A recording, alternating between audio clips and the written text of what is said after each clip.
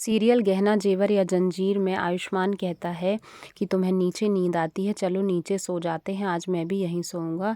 तुमने जो मेरे लिए किया है वह कोई किसी के लिए नहीं करता है। और गहना कहती है, डॉक्टर बाबू आप बहुत अच्छे हैं, मेरा बहुत ख्याल रखते हैं। तभी वह सपना देखने लगती है और सपने में देखती है कि वह बाहर उठकर जाती है तो उसकी सासू माँ, पिताजी सारे नीचे पड़े हुए होते हैं जख्मी। और जब दूसरी जगह जाकर देखती है तो बुआ जी और चकोरी ताई जी हैं जो, वह आयुष्मान के दोनों साइड खड़ी हैं और दोनों भेड़ियों जैसा व्यवहार कर रही हैं और दोनों अजीब अजीब सी आवाज़ें निकालती हैं और कहती हैं कि पहले आयुष्मान को देख लें फिर तेरे पास आएंगे। और अचानक से दोनों भेड़िया बन जाती हैं अलग अलग टाइप के और आयुष्मान ज़ोर ज़ोर से चिल्लाने लगता है।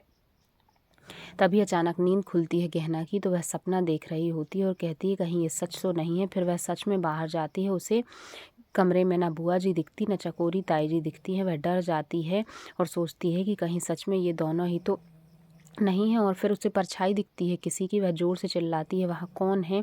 तब तक उसको कमला माई की आवाज़ आती है। कमरे में जाती है तो वह बेहोश पड़ी होती है। आयुष्मान आ जाता है और पिताजी से पूछता है कि आप यहाँ पर थे, माँ को कैसे लगा। उसे शक है अपने पिताजी पर क्योंकि उन्हें चोट लगी है और बेल्ट भी दूर डला हुआ है। तभी आयुष्मान अपनी माँ का इलाज करता है और अपनी माँ के पास ही सो जाता है। गहना वहाँ से चली जाती है और उसके बाद फिर वह दोनों के कमरे में, ताई जी के और बुआ जी के कमरे में छानबीन करती है। और तभी ताई जी उठ जाती हैं नींद में और कहती हैं मेरा मुर्गा कहाँ गया।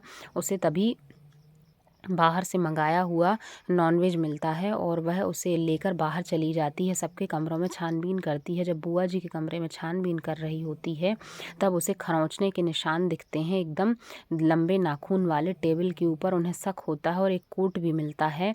तब वह समझ जाती है कि ये बुआ जी के कमरे से मिला था। कमरे में आती हैं तो बहुत गुस्से में होती हैं और कहती हैं कि अब मुझे यहाँ से जाना पड़ेगा। तभी एक बैग निकालती हैं काले कलर का और उसमें बहुत सारी साड़ियाँ भर कर चुपचाप कमरे से भागने की कोशिश करती हैं और गहना उनका पीछा करते हुए बाहर चली जाती है।